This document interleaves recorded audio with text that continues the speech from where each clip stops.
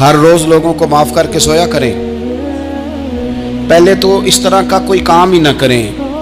ایک شخص نے جملہ کہا تھا، لکھا تھا، کمال لکھا تھا. اس نے کہا تھا کبھی ایسا کوئی کام نہ کرنا کہ کوئی تمہاری وجہ سے جا کے رب کے سامنے رونا شروع کر دے. ایسا کوئی کام نہ کرنا کہ کوئی بندہ تمہاری شکایتیں اللہ رسول کو لگائے. اس طرح کا کبھی کام نہ کرے کہ وہ تڑپ اٹھے اور کہے اب تمہارا شکوہ میں نے وہیں کرنا ہے. کچھ لوگوں کی شکایتیں کرنی پڑتی ہیں اللہ رسول کی بارگاہ میں بھی، اپنے مشائخ کی بارگاہ میں کر دیتے ہیں. بعض اوقات انسان وہ بے بسی کے عالم میں کرے یا بہت زیادہ تکلیف اسے سہنی پڑے تو تب کرے، ہو جاتا ہے. تو ایک تو ایسا کریں نا، اور کوشش کریں لوگوں کو معاف کر دیں، اپنے دل سے چیزیں نکال دیں. ہم معافی نہیں دیتے، کبھی کبھی صلح تو کر لیتے ہیں، صلح ہو جاتی ہے.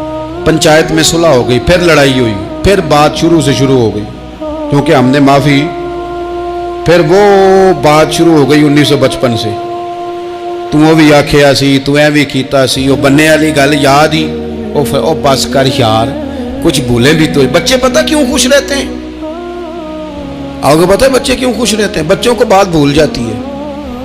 اس لیے بچے، اماں نے ادھر 2 تھپڑ مارے 3-4 منٹ پہلے اور اگلے 5 منٹ میں اماں نے پھر ماتھے کا بوسہ لیا تو بھول گئی بات. اللہ کرے کوئی تھوڑے تھوڑے بچے بھی بن جائیں. یہ جو بہتے سیانے ہیں نا، ان کا بھی اللہ ہی حافظ ہے. عقل زیادہ آ گئی ہے نا. اس لیے اقبال جیسے لوگوں نے کہا تھا خیرت کی گتھیاں سلجھا چکا ہوں، یا رب مجھے صاحب جنوں کر دے، صاحب جنوں کر دے، صاحب اللہ کوئی تھوڑا سا مجھے مجنون بھی بنا. یہ زیادہ عقل تو کسی کام کی رہی نہیں، پاگل کر دی، پاگل کر دی. بہت سارے لوگ ایسے زیادہ سمجھدار ہوتے ہیں، لہذا معافی دینے کو تیار ہے. معافی دیں. جب کوئی معافی کا مطالبہ کرے تو اسے معافی. سب سے مشکل کام ہوتا ہے لمبی لسٹ والے دشمن کو معاف کرنا. لسٹ جس کی لمبی ہو نا غلطیوں کی، ایک آدھ غلطی تو معافی ہو جاتی ہے. کچھ لوگوں کی لسٹ بھی بڑے کچھ عادی مجرم بھی ہوتے ہیں، لسٹ لمبی ہوتی ہے، ان کو معافی دینا بھی تھوڑا سا مشکل ہوتا ہے. لیکن کمال بھی یہ ہے کہ جس کی لسٹ لمبی ہو اسے یک جنبش قلم بندہ معاف کر دے. کوئی چھٹی ہو گئی، جا تجھے معاف کیا. اور یہ ہمیں کیوں کرنا چاہیے کہ میرا رب بھی ایسے کرتا ہے، میرا رب بھی ایسے، وہ گنواتا تو نہیں نا، یہ بھی کیا، یہ بھی کیا، یہ بھی کیا. حضور فرماتے ہیں، ذرا سننا حدیث، حضور فرماتے ہیں کچھ لوگوں پہ اللہ کرم کی چادر ڈال کے نا قیامت والے دن، یہاں بھی اس نے پردہ رکھا تھا تو وہاں بھی کرم کی چادر ان پہ ڈلے گی. تو اللہ فرمائے گا یہ گناہ کیے تو چھوٹے چھوٹے گناہ اس کے گنوائے جائیں گے. یہ اب وہ ڈرے گا، چونکہ پتہ تے سارا ہے نا سردار نو کیتیاں دا. اب وہ ڈرے گا، چھوٹے چھوٹے گناہ اس کے گنو، تو اس کا خیال ہے بڑے بڑے بھی نہ سامنے آ جائیں. چھوٹی چھوٹی غلطیاں اس کی گنوائی جا رہی ہیں تو ڈر رہا ہے، کانپ رہا ہے. قربان جائیں نبی پاک کے لفظوں پہ. کچھ گلاں اجیاں نے قرآن پاک اجیاں نے، یہ نا میری دادی کہا کرتی تھی، میری اماں کہا کرتی تھی، اے کچھ کام اجائے نے، کچھ گلاں اجیاں نے کہ اتنے دل کردہ ہے صفحہ بند ہو جانا ہے تو معافی ہو جانی، یعنی ختم ہے یہ بات، اس سے آگے کسی نے سوال پوچھنا ہی نہیں. چھوٹے چھوٹے گناہوں کا اللہ تذکرہ فرمائیں، یہ کیا یہ کیا یہ کیا، یا اللہ ہو گیا. اب بندہ ڈر رہا ہے کہ بڑے بڑے بھی سامنے آ جائیں گے، لیکن چھوٹے گناہوں پہ ہی فل سٹاپ لگا کے نا تو رب فرمائے گا یہ جو تیرے گناہ ہیں نا اس کے بدلے تجھے نیکیاں دی جا رہی ہیں. تو نے سچی توبہ کی تھی تو ان گناہوں کو بدل کے نیکیاں بنایا جا رہی ہیں. پہلے ڈر رہا تھا، حضور فرماتے ہیں، اب فٹافٹ بول پڑا، کہنے لگا یا اللہ میں نے تو بڑے بڑے بھی کیے ہیں. یعنی اگر چھوٹوں کی نیکیاں بن گئی ہے تو وہ پاپ کدھر ہیں، بڑے بڑے وہ میرے کدھر ہیں. کریم یہ بات کر رہے ہیں اور صحابہ رو رہے ہیں، میں نے تو بڑے بڑے بھی کیے ہیں، بڑے بڑے کدھر ہیں. اللہ تعالیٰ بندوں کو معاف فرماتا ہے. رب اپنے بندوں کو وہ معاف کرتا ہے. اگر اللہ معاف نہ کرے تو جتنے جرم ہمارے رب کو ہمارا پتہ ہے. بتاؤ سویرے روٹی ملے، سانس ملے، شعور قائم رہے، جب مالک اتنا معاف کرتا ہے تو ہم اس کے بندوں کو کیوں نہیں معاف کرتے؟ کر دے معاف. اور کچھ لوگ ایسے ہوتے ہیں جن سے امید نہیں ہوتی، اپنے ہوتے ہیں کہ یہ والا جملہ، اور بندہ کہتا ہے یار تجھے تو نہیں نہ کہنا چاہیے تھا، کوئی اور کہتا مجھے. کہتے ہیں، یہ نہ سمجھیں کہ لوگ کہتے نہیں، کہنے والے یہ بات ہی آپ چھوڑ دیں کہ کوئی آپ کو کچھ کہے گا نہیں، یہ چھوڑ دیں۔ مخلوق تو اس طرح کی بات ڈھونڈ کے لاتی ہے کہ انسان پریشان ہو جاتا ہے کہ یار میں یہ کر سکتا تھا، میں نے کیا نہیں، اور جو میں نے کیا نہیں وہ تو نے میرے کھاتے ڈال دیا ہے۔ دو لوگ بیٹھے تھے نا حرم مکہ میں، ایک صاحب کہہ رہے تھے کہ میرے اوپر بدر میں جو قتل ہو گئے کفار، ان کا ذکر چل رہا تھا، تو دونوں گفتگو کر رہے تھے بدر میں ہمارے اتنے لوگ مسلمانوں نے مار دیے۔ تو ایک ان میں کہنے لگے کہ اگر میرے اوپر قرض نہ ہوتا اور میرے چھوٹے چھوٹے بچے نہ ہوتے تو میں تو تلوار لے کے جاتا اور مدینہ شریف جا کے معاذ اللہ بدلہ لے آتا۔ دوسرا کہنے لگا میں دیتا ہوں نا تیرے بچوں کا خرچہ بھی، اور میں تیرا قرضہ بھی اتارتا ہوں، تو جا۔ اس نے کہا پکی بات ہے؟ کہا ہاں، قرضہ بھی میں اتار دوں گا، تیرے بچوں کا خرچ بھی اٹھاؤں گا، تو جا۔ اس نے خنجر تیار کیا، تلوار تیار کی، گھوڑے پہ بیٹھا، گلے میں وہ تلوار اس نے اپنے ڈالی اور مدینہ شریف آ گیا۔ اتفاق کی بات یہ کہ ملاقات حضرت عمر سے ہوئی۔ جناب عمر کہنے لگے مجھے تیری نیت ٹھیک نہیں لگتی۔ پکڑا کدھر آئے ہو؟ کہنے لگا میں تو بدر کے قیدیوں کے بارے میں بات کرنے آئے۔ فرمایا تلوار لے کے چل تجھے حضور کے پاس لے کے جاتا ہوں۔ نبی کریم کی بارگاہ میں لے گئے تو حضور فرمانے لگے کیسے آئے ہو؟ کیسے آنا ہوا؟ کہنے لگے جی میں تو بدر کے جو قیدی آپ کے پاس ہیں ان کی بات کرنے آیا تھا۔ تو حضور فرمانے لگے چل پھر باقی کی میں سناؤں۔ خیال آیا مسلمان نیک و بد پہچان جاتے ہیں، محمد آدمی کے دل کی باتیں جان جاتے ہیں صلی اللہ تعالی علیہ وسلم۔ فرمایا میں سناؤں؟ حضور کیا؟ فرمایا تم اور فلاں بن فلاں وہاں بیٹھے ہوئے تھے نا حرم مکہ میں فلاں پہاڑ کے ساتھ ٹیک لگا کے، اور تم نے یہ کہا تھا نا کہ قرضہ نہ ہوتا، بچے چھوٹے نہ ہوتے تو بدر کے مقتولین کا میں بدلہ لیتا۔ یہ سارا کچھ طے کر کے پھر آئے ہو تلوار لے کے، اور یہاں کہتے ہو میں قیدیوں کے بارے میں بات کرنے آیا تھا۔ اس کے تو پسینے چھوٹ گئے، وہ تو بے حال ہو گیا۔ اس نے کہا اس کا تو سوائے اس کے اور میرے کسی کو نہیں پتا، اور اگر آپ کو پتا چل گیا ہے تو پھر آپ اللہ کے سچے رسول ہیں۔ تو حضور اگر آپ کو پتا چل گیا ہے کہ میں قتل کرنے کے ارادے سے آیا ہوں، میں معاذ اللہ بدلہ لینے آیا ہوں، اللہ کرے آپ کو سمجھ آئے میری بات کی۔ یعنی ایک تو یہ ہے کہ بندہ وہ پکڑا گیا ہے، اور ایک یہ کہ کسی کو پتا چل گیا ہے کہ یہ اس کام آیا ہے۔ پھر لوگ جب معافی دیتے ہیں تو بڑی کہانیاں سنا کے دیتے ہیں، ایسے نہیں دیتے۔ حضور اب آپ کو پتا چل گیا ہے تو کیا کریں گے؟ تو حضور فرمانے لگے تو بتانا تیرے ساتھ کیا کریں۔ اس نے کہا کہ میں نے سنا ہے آپ معاف بڑا کر دیتے ہیں۔ یعنی یہ گھر سے کوئی پیار کرنے نہیں آیا، پھولوں کا گلدستہ لے کے نہیں آیا، تلوار لے کے آیا، لیکن یہ میرے محبوب کا حوصلہ ہے، اور آیا بھی عین مسلمانوں کے بیچ ہے، جو چاہیں اس کے ساتھ کر سکتے ہیں۔ اس نے کہا معاف کر دے، تو حضور نے فرمایا جا میں نے معاف کیا۔ حضور نے معاف کیا۔ وہ کہتا حضور معاف کر رہے تھے اور رب میرے دل میں ایمان کو تازگی عطا فرما رہا تھا۔ حضور نے معاف کیا اور میں نے کلمہ پڑھنا شروع کر دیا۔ ایسے لوگ سامنے کھڑے ہو گئے فتح مکہ کے دن کہ جن کے چہروں سے ان کی زیادتیاں عیاں ہو رہی تھیں، ان کے ظلم چھلک رہے تھے چہروں سے۔ حضور کے سامنے کھڑے ہیں، کانٹے بچھانے والے بھی، روڑے مارنے والے بھی، گلے میں رسیاں ڈال سارے کھڑے ہیں۔ حضور نے فرمایا بتاؤ تمہارے ساتھ کیا سلوک کروں؟ انہوں نے کہا آپ کریم ہیں۔ تو حضور نے پتہ کیا کہا؟ قرآن پاک میں ایک سورہ یوسف ہے،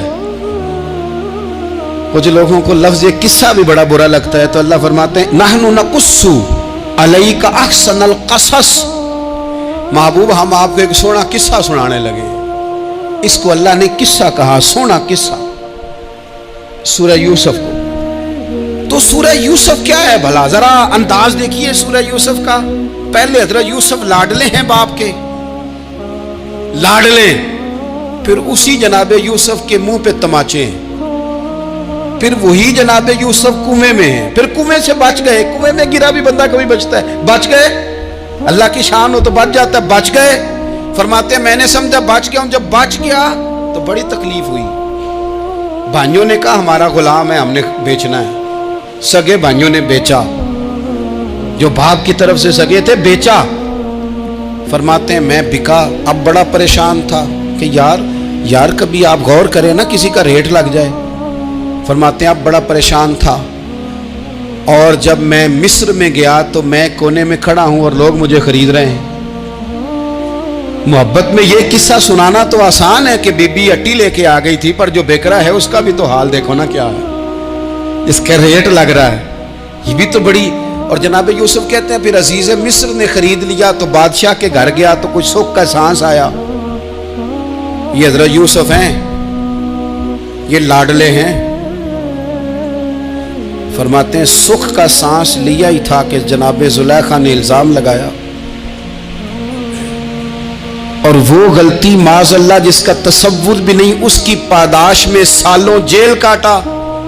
لیکن خدا کی حکمت ہے نا، اللہ کا کرم ہے نا، جس ملک کے وہ قیدی تھے رب نے اسی ملک کا حکمران بھی بنا دیا. یہ اللہ کی حکمت ہے نا، تقاضے ہیں نا. صبح کے تخت نشین شام کے مجرم ٹھہرے، ہم نے پل بھر میں نصیبوں کو بدلتے دیکھا. وہ جو چاہے جب چاہے کر دے. تو جب وہی بھائی مجبور ہو کر سوالی بن کر سامنے آئے ہیں، پتہ کیا ہوتا ہے، بندہ معاف کر دیتا ہے. بہت سارے لوگ معاف کرتے ہیں پر کہانیاں سنا کے، پتہ جنا ادو کی آکھیا سا جی، پتہ جنا ادو کی کیتا سا جی، پھر پتہ جنا تسی اے بھی آندے سو. یہ ساری کہانیاں سنا کے. لیکن حضرت یوسف کے سامنے کھڑے ہو گئے. جناب یوسف نے بات چھیڑی کوئی نہیں، فرمایا تم سے بات ہی کوئی کرنی، جاؤ تمہیں سارا کچھ معاف کیا. اب جب یہ لوگ مکے والے حضور کے سامنے کھڑے، اس طرح معافی دینی چاہیے. یہ جب سامنے کھڑے ہوئے تو حضور نے فرمایا پتہ ہے تمہارے ساتھ کیا سلوک کرنے والا ہوں؟ کہا حضور نہیں. فرمایا وہی جو جناب یوسف نے بھائیوں کے ساتھ کیا تھا. پچھلا صفحہ پلٹنا ہی کوئی نہیں، جاؤ تمہیں معاف کیا، جاؤ تمہیں معاف کیا، جاؤ تمہیں معاف کیا. اور صرف معاف نہیں کیا، ساتھ عزت بھی دی. سب سے زیادہ مقابلے تو حضرت ابو سفیان نے کیے تھے نا، آخر تک وہ آئے تھے. آج وہ کلمہ پڑھ رہے ہیں، سردار ہیں، کلمہ پڑھ رہے ہیں. تو نبی پاک نے صرف معافی نہیں دی، عزت بھی دی. فرمایا جناب ابو سفیان چونکہ اب مسلمان ہو گئے ہیں، میں سب کو معاف کرتا ہوں. جو اپنا اندر سے دروازہ بند کر لے اسے بھی معاف کرتا ہوں، اور جو ابو سفیان کی حویلی میں آ جائے اسے بھی معاف کر دوں گا. تو ابو سفیان وہ کہتے میں حیران ہی ہو گیا کہ اتنی بڑی بات، معافی بھی دی اور ساتھ عزت بھی دی. تو آج جو سبق آپ کی خدمت میں میں نے عرض کیا ہے، اس کو آپ امید ہے یاد رکھیں گے. ایک تو یہ کہ معافی مانگ لیں. اگر کسی جگہ ہمارا معافی مانگنا، اگر ہم سمجھتے ہیں، ہمارا دل ضمیر گواہی دیتا ہے کہ مجھے معافی مانگنی چاہیے، تو معافی مانگیں. اور دوسرا پھر معافی دیں بھی، اور معافی دیں، سیاسی صلح نہ کریں. معافی دیں تو پھر واقعی دیں، دل سے دیں. اور آخری بات یہ کہ جس طرح ہم نے لوگوں سے معافی لینی ہے اور معافی دینی ہے، اسی طرح جہاں ہم سے شرعی قباحتیں ہوئی ہیں، اخلاقی کمزوریاں ہوئی ہیں، ایک بات تو اچھی طرح سمجھ لیں کہ نفل پڑھنے سے حقوق العباد نہیں معاف ہوتے، وہ بندے سے معافی مانگنے سے ہی ہوتے ہیں. ساری رات کو بندہ تسبیح پڑھے اور کہے کہ میں نے اماں کی نافرمانی کیا تو معافی ہو جائے گی، نہیں، وہ اماں ہی معاف کرے گی تو معافی ہوگی، وہ ابا ہی معاف کرے گا تو پھر ہی معافی ہوگی. میں پرسنلی بعض چیزوں کو نوٹ کرتا ہوں اور مجھے ان کا بڑا خیال رہتا ہے. میں محسوس کرتا ہوں کہ نہ چاہتے ہوئے بھی ہمارے رویے سے بعض لوگوں کو تکلیف ہوتی ہے، نہ چاہتے ہوئے. تو حقوق العباد کے مسئلے میں ہم زیادہ کمزور ہو جاتے ہیں. آج یہ سوچنا ہے کہ وہ جو میری ذمہ داریاں ہیں، جو شریعت نے، دین نے، اسلام نے، اور کچھ میں نے خود کہیں شاگرد بن کر، کہیں ارادت مند بن کر، کسی جماعت کا ممبر بن کر، کسی مسجد کی ذمہ داری لے کر، کسی ویلفیئر کام کی ذمہ داری لے کر، کسی غریب کی ذمہ داری لے کر، کسی مزدور کی ذمہ داری لے کر، جو میں نے اپنے اوپر خود چیزیں ضروری قرار دے لی ہیں، میں ان میں کہاں تک کامیاب ہو سکا ہوں. اپنی ذمہ داریوں کا حضرت معاویہ بن خدیج رضی اللہ تعالیٰ عنہ ایک صحابی ہیں، وہ فرماتے ہیں کہ مجھے حضرت عمر نے کہیں بھیجا تھا جہاد کے لیے، تو میں وہ کامیابی کی خبر لے کر دوپہر کو لوٹا. تو عرب شریف کے اندر چونکہ گرمی زیادہ ہوتی ہے، میں نے مناسب نہیں سمجھا کہ میں حضرت عمر کو دوپہر کو جگا کے خبر دوں کہ حضور بے فکر ہو جائیں، اللہ نے کامیابی دے دی. میں نے شام ہونے کا انتظار کیا. یہ ان کے اچھے اخلاق کی علامت. आला ज़रफ़ी की बात बता रहे हैं। कहते मैंने शाम होने का इंतज़ार किया, मगरिब के वक़्त या असर के वक़्त मेरी मुलाकात हुई तो मैंने हज़रत उमर से कहा कि हुजूर अल्हम्दुलिल्लाह अल्लाह ने कामयाबी दे दी, जिस मुहिम पे आपने भेजा था वो अल्लाह के फजल से उस मुहिम से कामयाबी हो गई। तो हज़रत उमर फरमाने लगे देर से क्यों आए, मुझे तो उम्मीद थी कि तुम सरे दोपहर आ जाओगे। मैंने कहा हुजूर मैं दोपहर को ही गया था, दोपहर को ही गया था, पर सोचा कि आप आराम में होंगे। क्या जवाब है, और क्या उस जवाब के अंदर बहुत सारे लोगों की तर्जुमानी है। हज़रत उमर फरमाने लगे आराम करता था मैं, पर वो दौर गुजर गया। अब तुम दोपहर की बात करते हो, अब तो रात को भी कम मिलता है। वो था एक दौर। अब जब अपने जिम्मे खुद जिम्मेदारियां ज्यादा ले ली, अब क्या पता कि कोई कहां से चल पड़ा है तुझे मिलने को। वो दौर गुजर गया जब तू सोता था, मन चाही जिंदगी बिताता था। अब तूने खुद ये फैसला किया है, अब तो मैं भाई तुम दोपहर की बात करते हो, मैं तो रात को भी गश्त करता हूं कि कोई जरूरतमंद तो नहीं, कोई हाजतमंद तो नहीं। तो जो हमारे जिम्मेदारियां हैं उनमें नाजुक हद तक इमाम बहकी रवायत लाए हैं। एक सहाबी थे जो हुजूर को हंसाया करते थे, हुजूर को हंसाते थे, नबी पाक को बड़े प्यारे थे। इस तरह के भी कुछ बंदे होने चाहिए, इस तरह के भी कुछ बंदे। सहाबा किराम अलैहिम रिदवान फरमाते हैं जब हुजूर गम उम्मत में परेशान होते थे तो हम मुंतज़िर होते थे कि कभी वो हंसाने वाला आज आ जाए ना, दो चार बातें ऐसी कर जाए ना हंसाने वाली, तो मामला ठीक हो जाए। कुछ लोग ऐसे होते हैं जिनको देख के ही चेहरे पर ताजगी आ जाती, मिसले तावीज़ होते हैं ना कुछ लोग, वो जब भी मिलते हैं शिफा होती है। तो ये हुजूर के पास बैठे हुए थे और हंसाने वाली गुफ्तगू कर रहे थे। तो नबी पाक भी इनसे बातें करने लगे। तो बात करते करते ना हुजूर ने उंगली इनकी तरफ बढ़ाई तो इनके वजूद को उंगली लग गई। एक तो वो रवायत है ना कि सफ़े सीधी कराते वक्त हुजूर तीर के साथ सफ़े सीधी करा रहे थे, तो एक सहाबी के पेट पे लग गया, उंगली लग गई। अजीब दीवाने कहने लगे आपने मुझे तकलीफ दी है, माज़अल्लाह उंगली चिबो दी, मैंने तो बदला लेना है। हमारे यहां मसला ये बन गया है कि कोई बड़ा आदमी भी अपने आप को कानून के हवाले नहीं करता। मुल्क से लेकर उम्मत मुस्लिमा के कुल मसाइल तक हमारे मुल्क के अंदर हर बंदा, उसका मिजाज होता है कि वो अपने आप को कानून से भालातर समझता है। लाइन में लगना लोग पसंद नहीं करते। ये एक बहुत बड़ा मसला है। हुजूर सल्लल्लाहु अलैहि वसल्लम की उंगली लग गई तो कहने लगे आपने तो मुझे तकलीफ दी है, मैं तो बदला लूंगा। तो हुजूर ने फरमाया ले ले बदला। अपने आप को कानून के हवाले बड़ा आदमी जब करता है तो कानून की इज्जत बढ़ती है, कानून का वकार बढ़ता है, सोसाइटी के अंदर फिर ताकतवर कानून हो जाता है। लेकिन जब गरीब आदमी के लिए कानून और हो और अमीर के लिए कानून और हो, तो असल मामला तो कानून की बालादस्ती का है, आईन की पासदारी का है, उसूलों पे खड़े होने का है। तो नबी पाक सल्लल्लाहु ताला अलैहि वसल्लम से कहा कि मैं, हुजूर ने फरमाया ले लो बदला। ये हुकूकुल इबाद की नज़ाकत अर्ज कर रहा हूं, ले लो बदला। उन्होंने कहा जी पेट से कपड़ा हटाइए, तो हुजूर ने पेट से कपड़ा हटा दिया। तो बड़े दीवाने आदमी थे, उन्होंने उम्मत को बताना था कि कुछ इस तरह के रंग भी होते हैं मोहब्बत करने के लिए, उल्टी ही चाल चलते हैं दीवान गाने इश्क, आंखों को बंद करते हैं दीदार के लिए। इस तरह भी कभी कभी होता है। कपड़ा हुजूर ने हटाया तो उन्होंने नबी पाक के जिस्म नूर को चूमना शुरू कर दिया।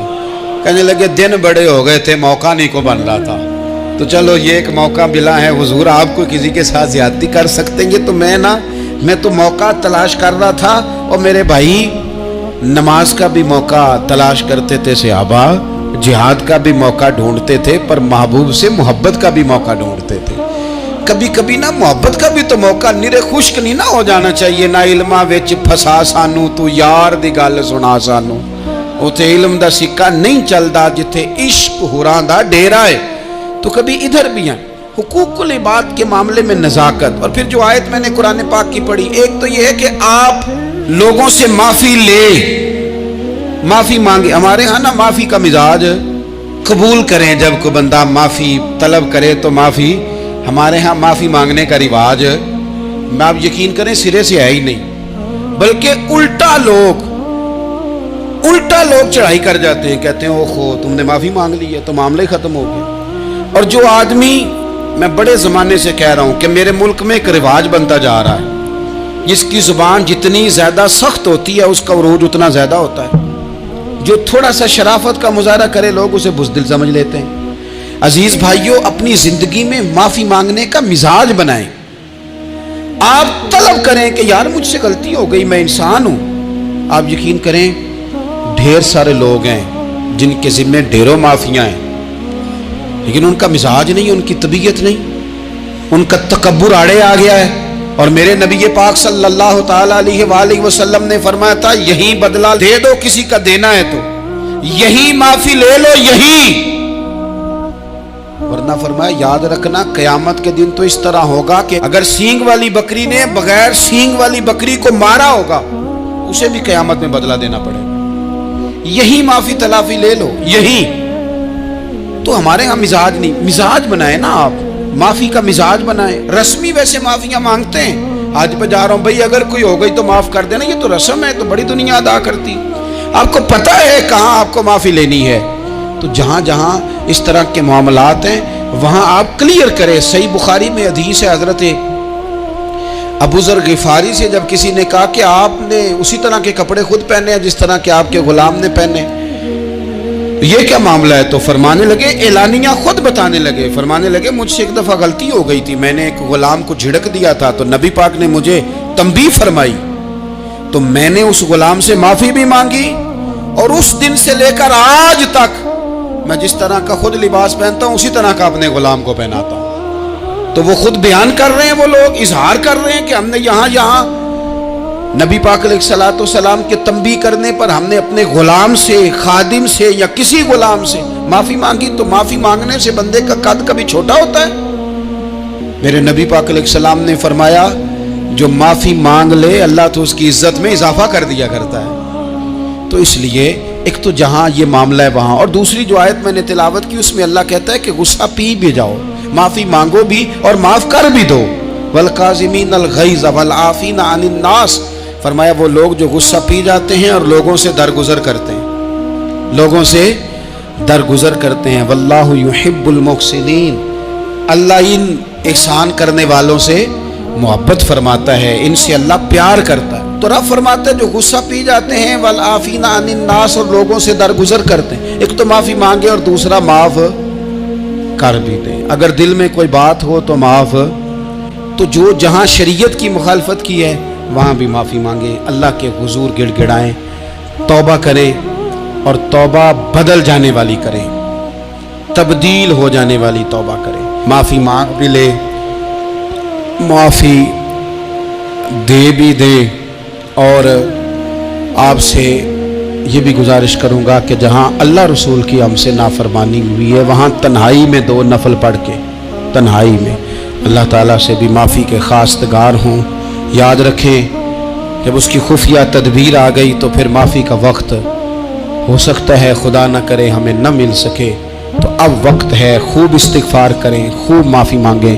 اللہ تعالیٰ آپ کو اور مجھے عمل کی توفیق عطا فرمائے.